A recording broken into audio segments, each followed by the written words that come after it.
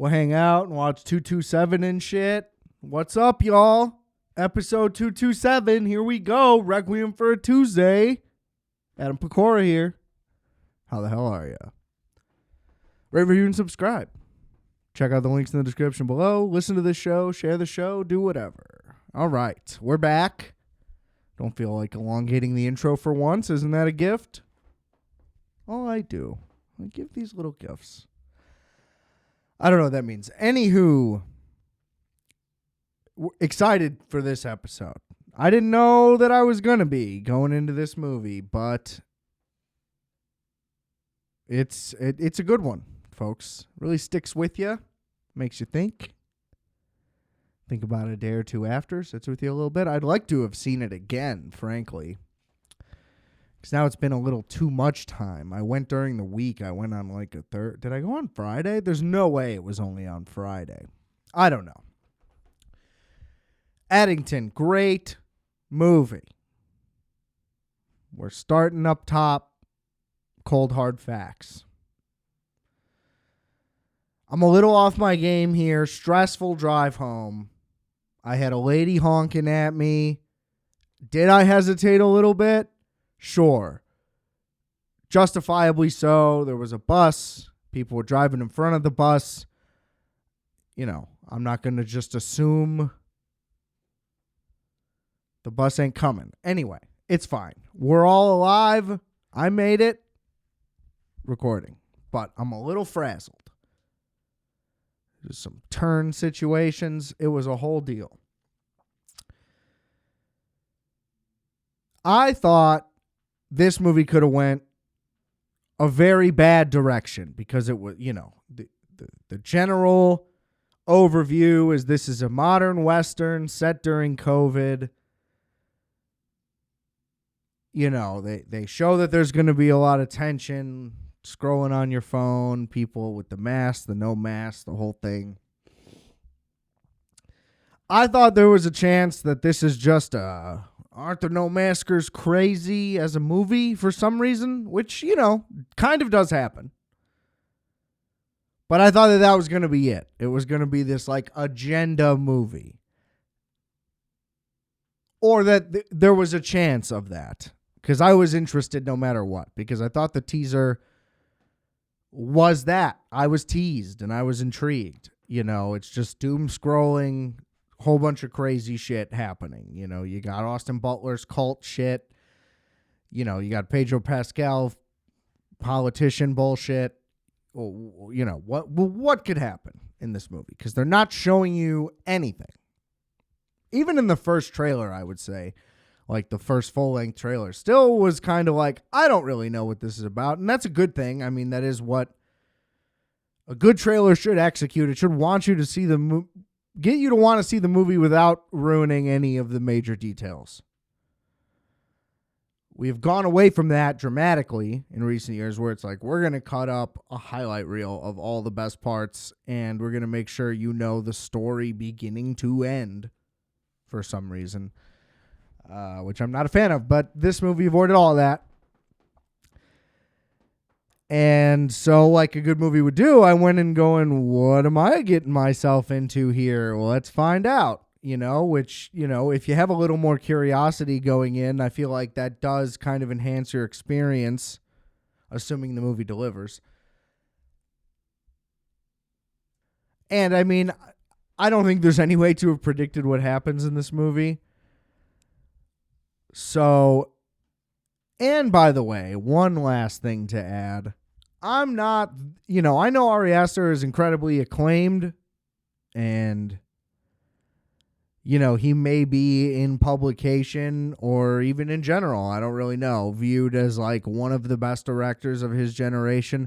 While I don't deny his ability, the movies haven't been there. So maybe I don't like his writing that much. I don't know. You can argue whatever you want to argue. I'm just saying Hereditary didn't really do it for me. I don't even know if I finished it, to be honest. And you could say fuck you for that, and that's fine. But, you know, didn't drag me in.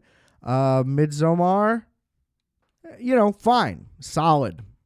But, you know, I can take it or leave it. I have no no desire to see it again. I'll watch it if that were to somehow happen. But not a particular favorite. And Beau is Afraid, I fell asleep, and my girlfriend tells me that I said I didn't like what I saw anyway, which I don't remember that. I genuinely don't really remember any of it, but I guess I was bored and didn't like it.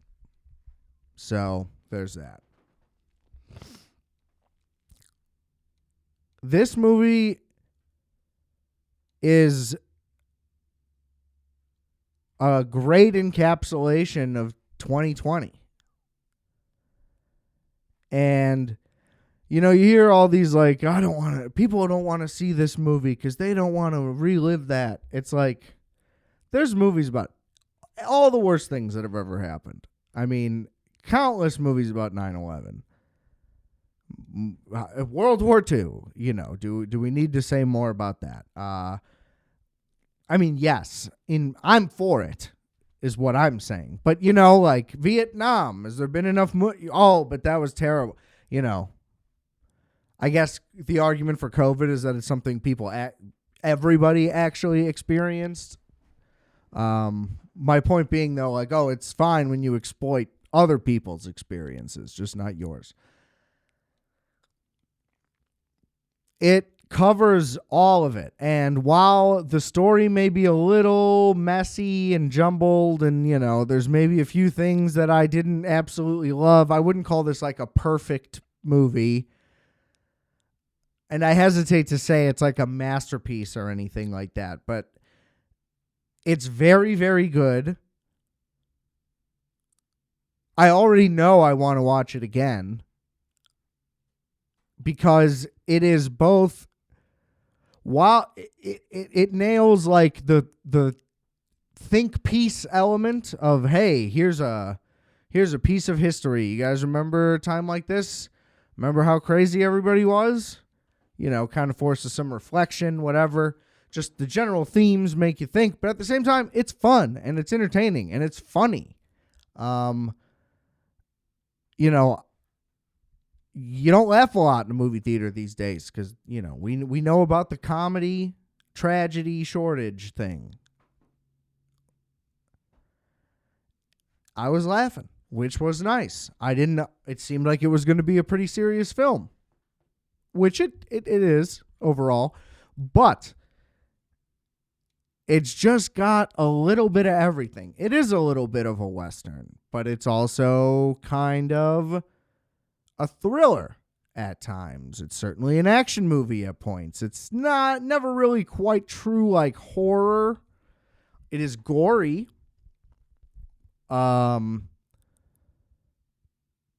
Yeah, just a whole lot going on. So I guess I will dive into plot points because I don't really know what more I can say without doing that. So I don't even know if this is a real town. It may or may not be a real town, but it's like a town bordering a native reservation in New Mexico called Eddington. Who would have guessed it? Joaquin Phoenix is the sheriff. He's kind of a bumbling idiot. And you kind of want him. You kind of assume that he's going to be this like hard-nosed right-winger. But no, he's just kind of like a sensitive loser guy. Which you find out throughout the movie. You kind of don't really know what you're getting into at any point in time. And it just kind of starts where he's like, let the guy without a mask in the grocery store, please. And, you know, there's a big fight. You know, people are yelling at the sheriff about a mandate. It's like he's the sheriff. There's a fun irony in that. And, you know, whatever. I'm not acting like I'm one of those fucking, they took my freedom guys. I put it on, you just put it on. It's just, for me, it's just easier to not yell at people all the time. If you're a psycho, you'll call me a compliant sheep. If you're rational, you just be like, yeah, I did the same thing. If it helps, that's great. Whatever. I would just like some cereal. You know? So anyway, there's a whole confrontation at the grocery store. Everybody's mean, yelling at each other. The mayor's also there. It's obviously a very small town. They clearly have some type of like historical beef on top of this. And yada, yada, yada. Joaquin Phoenix is married to Emma Stone, who's clearly in some type of like weird depressive state. Meanwhile, he wants to have a baby with her because he's just in love with her. And, you know, again, just like a simple fool type of guy. And she is just going through it like crazy. And her mom also lives with them. And she is into like Alex Jonesy type stuff. Which leads her daughter to get into weirder stuff, which is Austin Butler's like rape cult thing, like for survivors. But he's clearly just like a freak, weird guy. He eventually goes to their house and is like very clearly like pressing Joaquin Phoenix, who stands up pretty well to this. And he's like, tell your story. And then his story sounds like really absurd and ridiculous. And so Joaquin Phoenix answers like a rational person is thinking, but you wouldn't say. And he's just like, yeah, I just don't really believe that. That just seems like crazy. Anyway, she's very clearly like sucked into that, and that's not great. And after the mask incident, I don't know if anything else really stirs him up, but he basically announces publicly that he's going to run for mayor, like on Facebook. Doesn't discuss it with his wife. She's upset about that. He later, in a campaign thing, claims that the mayor at one point assaulted her, impregnated her, and forced her to get an abortion. She, of course, denies it. How does she deny it?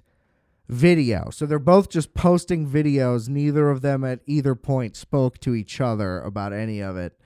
So that's like an interesting little nugget. Anyway, the mayor also warns him at one point, like, you don't really know what you're getting into, because what they also reveal is that he signed some deal that's really bad for the city to build this like tech hub thing that's going to like deplete the town of all of its resources. But then they also show him at home and he's not following any of the rules. He's not wearing a mask, being an asshole, you know, little Gavin Newsom-y thing in there. So they keep painting the picture of like, it's almost like it's just rational, I would say, at the beginning. And you have no idea where the movie is going. And then it just keeps spiraling and everything keeps getting more and more twisted. And you start to realize that everybody's kind of nuts in this whole thing. And there's like this homeless guy who wanders around town, but nobody ever really actually helps him. He's just kind of like the center of everybody's argument the whole time, which also just kind of feels indicative of the internet. And so the election is kind of going on, and then all of a sudden in the movie, the George Floyd thing happens, and the protests happen in Eddington, and he's kind of like, we think this was bad. Like, we don't agree with it. So it kind of like shows you a cop's perspective, which, whatever. But anyway, there's all of a sudden like rioting and looting in this small town in New Mexico, and they have no control over it because he is not a competent sheriff, right? Meanwhile,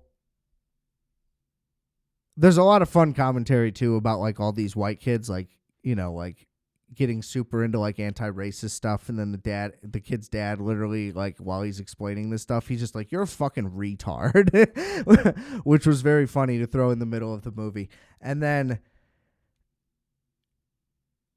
that involves this storyline with one of Joaquin's sheriffs who's like kind of dating a girl who's like 18 or maybe even underage. But then he later says that that's not true. And then it's kind of revealed that he's like the least fucked up guy in the police force. So the movie does this interesting job of showing like the good and bad sides of everyone, like the nuance of everything, which is, you know, what is missing in this online only culture during COVID, which leads to everything that is still how it is. So that's not great. But so it's the good and bad of everybody, and then Joaquin Phoenix goes to like a house party because there's a noise complaint, and it's at the mayor's house, and he's like, turn the volume down. He doesn't want to turn the volume down. They go into a back and forth, and the mayor just smacks the shit out of the sheriff. Now, he's literally the sheriff. In my mind, you know, he's going to beat the shit out of him, but no, he just cowers and fears, and that's when you really learn that Joaquin Phoenix's character is just a big coward. That becomes abundantly clear right away. It's a little too early on when he can't wrestle the homeless guy down effectively, but whatever. So then, this is when it all just takes a turn. And you're kind of just like, man, so the sheriff's just kind of getting beaten down by his own town. This is rough. Like, what's going to happen? He's going to win the mayor race and turn things around, and it's like, no. Instead, he gets a sniper rifle and he kills the mayor and his son, his young son. It's dark. And now the son did get into multiple confrontations with him and like talk shit to him about his wife. But he's like a young kid. That's what, you know, when you're a teenager, you really try to dig deep. And when you're a kid, it doesn't seem like it means as much as what you're saying anyway. No matter what, you probably shouldn't kill a kid. So I don't even need to make more points than that, but they did have like somewhat of a history, I guess. And that's fucked up. Meanwhile, his wife runs off with Austin Butler after he says that the mayor raped her. Just leaves with them. And yeah, they didn't speak. Like I said, they both posted videos separately on the internet and never spoke. Pretty wild. And then after he murders them, he begins a plot to cover it up. But there's like because they're on the edge of a native reservation, the native police are also investigating it because the property's like right on the border. So, oh, by the way, we know that they have beef with the native people just because of like jurisdiction stuff. But also at the beginning, at the very, very opening scene, Joaquin Phoenix is just sitting in his car alone, and then the native police pull up, and they're like, "You're on native land. Put your mask on." And this is how you first know he's a pussy, basically. You think he's gonna be like I said, I want my freedom. You think he's going to be one of those guys, but he's just like, it's hard for me to breathe. He's just like a little pussy about it. And then they basically threaten him into doing it, and he's sitting in his car alone. So either way, the whole thing is just nonsense, everything about it. So going back to that, so he's extra confrontational now because they already have jurisdictional beef, plus that beef, plus he is guilty of this murder, so he's trying to do everything he can to get him away from it. Meanwhile, he just keeps coming closer and closer to solving it. And the riots are still completely out of control in the town, and they're not really making any progress. They just keep getting more and more involved and then going like viral for intervening because of like bad moments.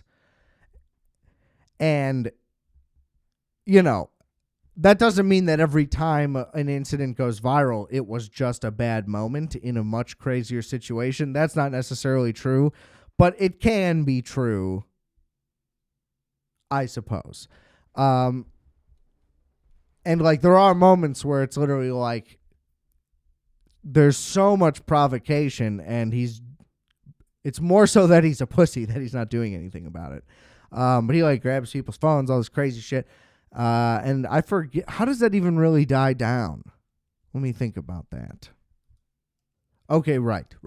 So he also killed the homeless guy for no reason. And that was just weird. I guess it was just him like snapping, because he really is just getting shit on for the whole first like hour of the movie.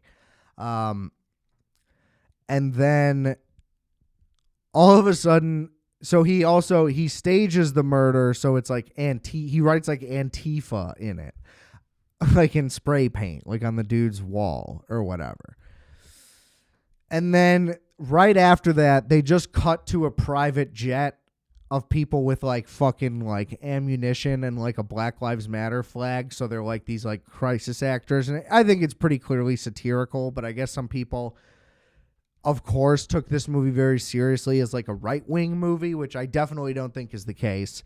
I think it heavily criticizes how stupid both sides of everything were the entire time and still are. Especially with the right-wing mom and all that bullshit.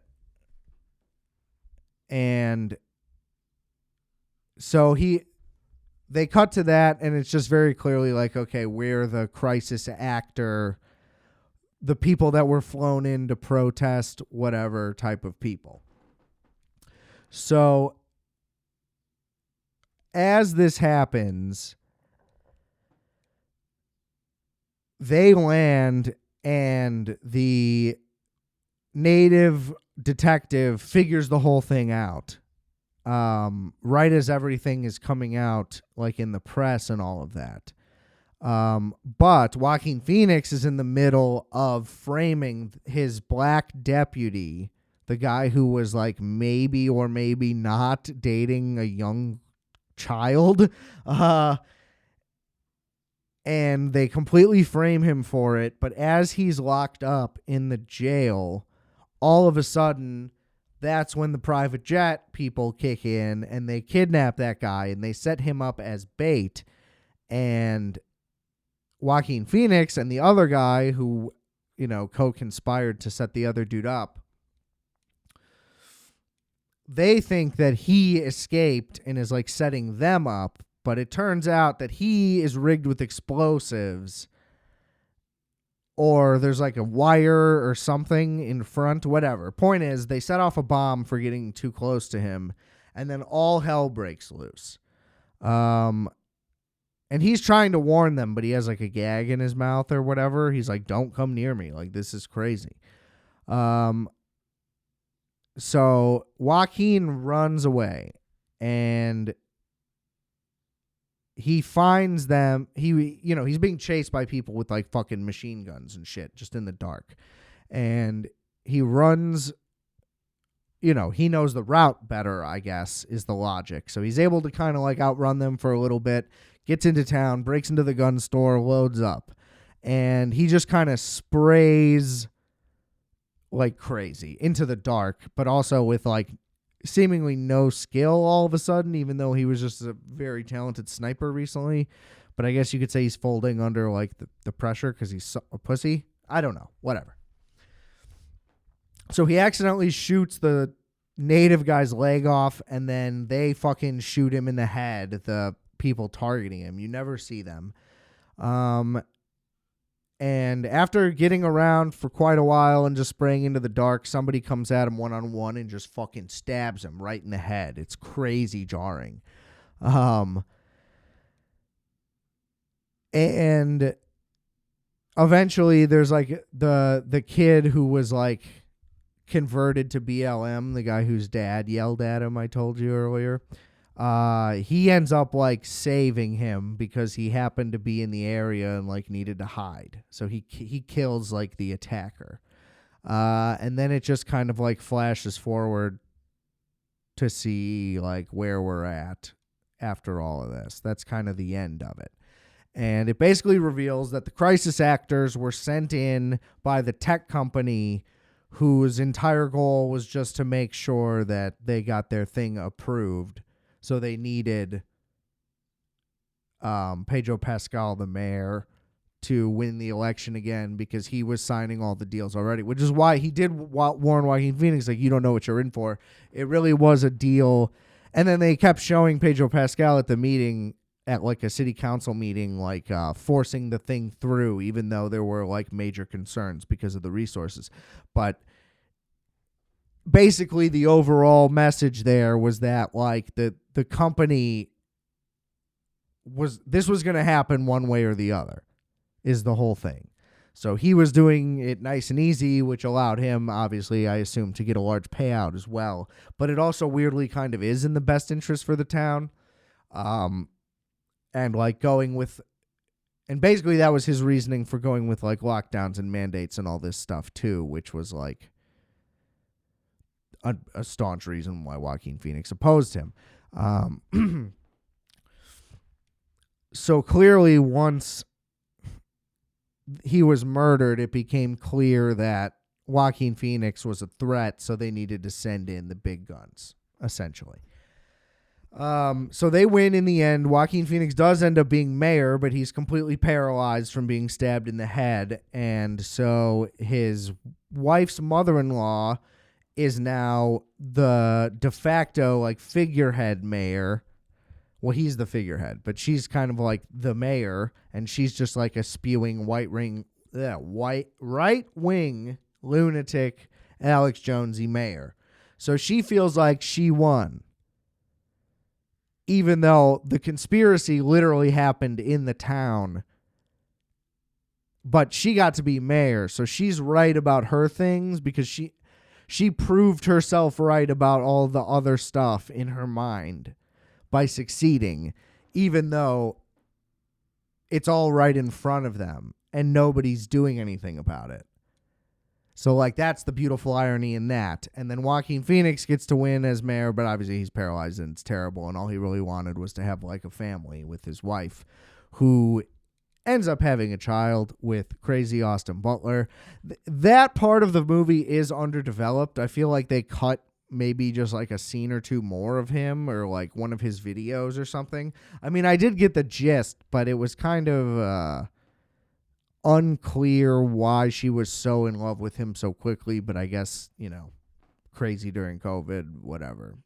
We watched a lot of hours so that the damage was done. Sure, that's fine, I guess.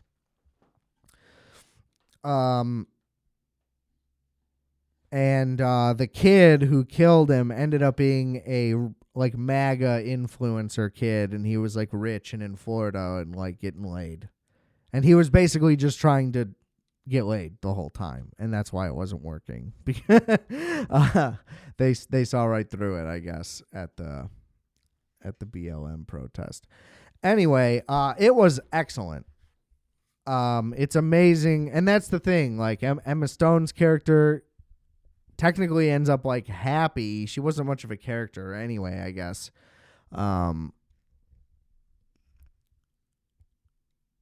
But you know, she got played technically. Like everybody got played. It was fantastic. It was just great. I'm still thinking about it. I want to see it again. You should go see it. It's not making very much money. So that's unfortunate. Hopefully it'll be streamed a lot when it comes out because just fantastic. I mean, really. So, I mean, maybe the best movie I've seen so far this year, maybe. I didn't look at a list. I hesitate saying that. But I loved it. So shout out Ari Aster. I did not love Happy Gilmore 2. I may finally write a second review on the Substack Champagne video. We'll see. But it was terrible. Not enough that I could even have muster the energy. I saw the Lega sequel remake of I Know What You Did Last Summer. The definition of mid. Nothing else to add. It's exactly like the original movie, from what I gather. So yeah, that was Eddington. Hope you check it out. Hope you enjoy it. Let me know what you think. Did you love it? Did you hate it? What is that from? I don't know. That's from something. That's a bit. Rate, review, and subscribe. Check out all the links in the description below. Possibly a new Substack review coming soon, but I won't promise anything. I'll be back either next week or the week after. We will see. Thank you for tuning in. Once again, rate, review, subscribe, and share, please. Give me to 1 million, whatever. All right, give me to 1 million. And remember, I are fat. You are fat. We are fat.